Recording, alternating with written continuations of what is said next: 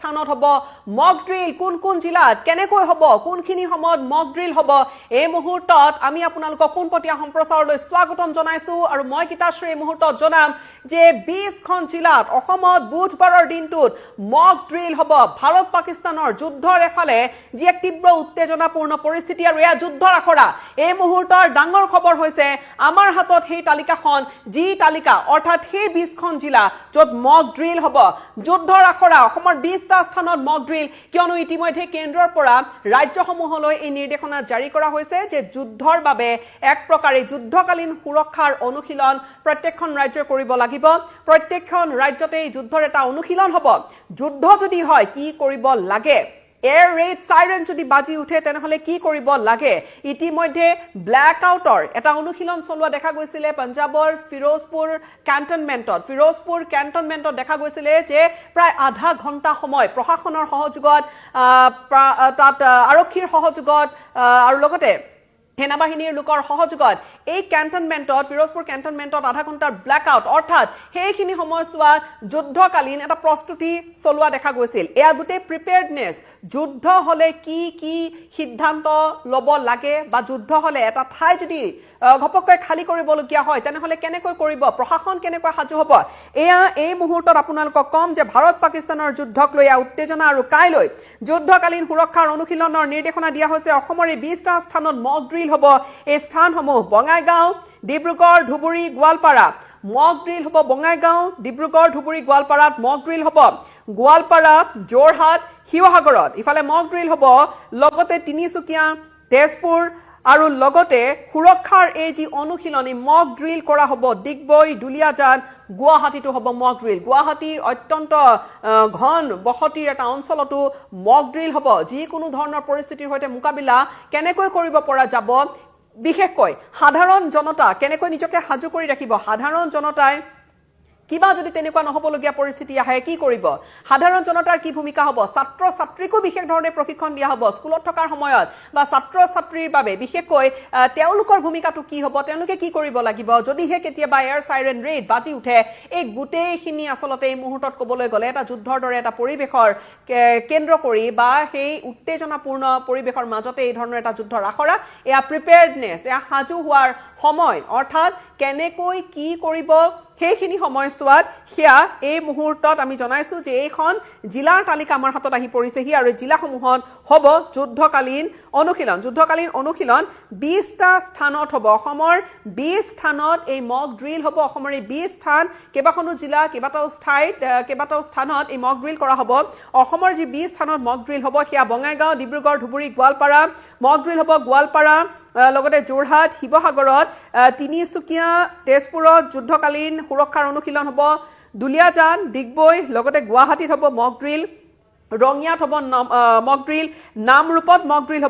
drill হ'ব নাজিৰাত মক drill হ'ব উত্তৰ লখিমপুৰত লগতে নুমলীগড়ত দৰঙত গোলাঘাটতো হ'ব মক ড্ৰিল ইফালে কাৰ্বি আংলঙতো হ'ব যুদ্ধকালীন সুৰক্ষাৰ অনুশীলন এই ধৰণেৰে দীঘলীয়া তালিকা এখন প্ৰস্তুত কৰা হৈছে বঙাইগাঁও ডিব্ৰুগড় ধুবুৰী গোৱালপাৰা যোৰহাট শিৱসাগৰ তিনিচুকীয়া তেজপুৰ লগতে ডিগবৈ দুলিয়াজান গুৱাহাটীত এই মক ড্ৰিল কৰা হ'ব যুদ্ধৰ আখৰা এক প্ৰকাৰ যুদ্ধকালীন সুৰক্ষাৰ অনুশীলন হ'ব ৰঙিয়া নামৰূপত মক ড্ৰিল হ'ব নাজিৰা উত্তৰ লখিমপুৰত নুমলীগড়ত দৰং গোলাঘাটতো হ'ব মক ড্ৰিল কাৰ্বি আংলঙতো যুদ্ধকালীন সুৰক্ষাৰ এয়া গোটেই আসলতে এই মুহূৰ্তত ক'বলৈ গ'লে গোটেই তেওঁলোকে চাব যে কেনেকৈ এই ধৰণৰ পৰিস্থিতি এটাৰ উদ্ভৱ হলে কি কৰিব বিশেষকৈ ট্ৰেইনিং অফ সিভিলিয়ানছ অৰ্থাৎ যি সাধাৰণ নাগৰিক তেওঁলোকক বিশেষ ধৰণে প্ৰস্তুত কৰি ৰাখিব যিখিনি ছাত্ৰ ছাত্ৰী তেওঁলোকৰ বাবেও এটা বিশেষ ধৰণৰ প্ৰশিক্ষণ এটা হ'ব বা তেওঁলোকে গম পাব যে কেনেকুৱা পৰিস্থিতিত কি কৰিব লাগে কাৰ ভূমিকা কি হয় প্ৰশাসন তেওঁলোকে এটা ঠাই যদি খালি কৰাবলগীয়া হয় মুহূৰ্ততে আৰু ধৰি লওক গুৱাহাটীৰ যিকোনো এটা স্থান যদি খালি কৰাবলগীয়া হয় খপককৈ মাত্ৰ কিছু সময়ৰ ভিতৰতে কেনেকৈ কৰিব প্ৰশাসনে তাৰ বাবে নিৰ্দিষ্ট প্ৰশাসনৰ প্ল্যান থাকিব আৰু সেই প্ল্যান মতেই কৰিব আৰু এই গোটেই যিটো প্ৰক্ৰিয়া প্ৰিপেয়াৰ্ডনেছ এই মুহূৰ্তত কৰাৰ গোটেই প্ৰক্ৰিয়াটো আৰম্ভ হৈ গৈছে কেন্দ্ৰৰ ফালৰ পৰা নিৰ্দেশনা ৰাজ্যসমূহলৈ অহাৰ লগে লগতে প্ৰভিজন অফ আৰ্লি ক্লামোফ্লাজিং বুলি যেটো কোৱা হয় বা কেনেকৈ আসলতে ক্যামোফ্লাজ কৰিব বা কেনেকৈ নিজকে লুকাই ৰাখিবলৈ বা পৰিস্থিতিৰ সৈতে আচলতে লুকুৱাই ৰাখা কেমোফ্লেজ কৰাৰ প্ৰক্ৰিয়াটো এই ধৰণৰ এটা এক প্ৰকাৰ ক'বলৈ গ'লে ৰিহাৰ্চেলৰ দৰে কওক বা এক প্ৰকাৰ ক'বলৈ গ'লে এনেকুৱা এটা পদক্ষেপ অৰ্থাৎ যুদ্ধৰ সময়ছোৱাত যিখিনি মক ড্ৰিলৰ পূৰ্বে যুদ্ধৰ সময়ছোৱাত যি ধৰণৰ পৰিৱেশৰ সৃষ্টি হ'ব পাৰে এয়াৰ ৰেড চাইৰেনৰ পৰা ব্লেক আউটলৈকে গোটেইখিনিৰ এক প্ৰকাৰ এটা আখৰা কৰা হ'ব এই আখৰাটোৱে আগন্তুক সময়ছোৱাত যুদ্ধৰ দৰে পৰিৱেশ যদি শত্ৰুপক্ষৰ পৰা কিবা ভাবুকি আহে বা আমাৰ দেশে যদি প্ৰতিৰক্ষাৰ বাবে কিবা বিশেষ ধৰণৰ পদক্ষেপ এটা ল'ব লাগে যদি ব্লেক আউট হয় কি কৰিব এই গোটেইখিনিৰ বাবে সাজু কৰি তোলা হ'ব সৰ্বসাধাৰণ লোকক আৰু সাজু কৰাৰ প্ৰথম পদক্ষেপটোৱে হৈছে এই মক ড্ৰিল এই যুদ্ধৰ আখৰা আৰু ইতিমধ্যে আমি আপোনালোকক জনাইছো যে গুৱাহাটী মহানগৰীকে কেন্দ্ৰ কৰি উজনিৰ পৰা নামনিলৈকে বা পাহাৰীয়া ৰাজ্যলৈকে পাহাৰীয়া জিলালৈকে আচলতে এই মুহূৰ্ততে 20 স্থান নিৰ্ধাৰিত কৰা হৈছে য'ত মক ড্ৰিল হ'ব আৰু ইয়াত প্ৰশাসনৰ বিশেষ ভূমিকা থাকিব স্থানীয় আৰক্ষীৰ সহযোগিতা থাকিব বিশেষ ধৰণেৰে হয়তো তাত সেনাবাহিনীও সহযোগিতা কৰিব বিশেষ ধৰণৰ কেনেকৈ নিজকে সাজু কৰি তুলিব পাৰি যিকোনো পৰিস্থিতিৰ সৈতে মোকাবিলা কৰিবলৈ এয়া হৈছে এমাৰ্জেঞ্চি প্লেন বা এমাৰ্জেঞ্চি এটা একশ্যন আৰু যুদ্ধকালীন সুৰক্ষাৰ অনুশীলন যি অনুষ্ঠিত হ'বলৈ গৈ আছে গোটেই সমগ্ৰ দেশতে অনুষ্ঠিত হ'ব বিশেষকৈ যি পাকিস্তানৰ সৈতে যিটো বৰ্ডাৰ অঞ্চল আছে তাত আচলতে বিশেষ ধৰণৰ নজৰ ৰাখি থকা হৈছে সেনাবাহিনীৰ ফলৰ পৰা নিৰাপত্তা বাহিনীৰ ফলৰ পৰা কিন্তু তাৰ সমান্তৰালকৈ সমগ্ৰ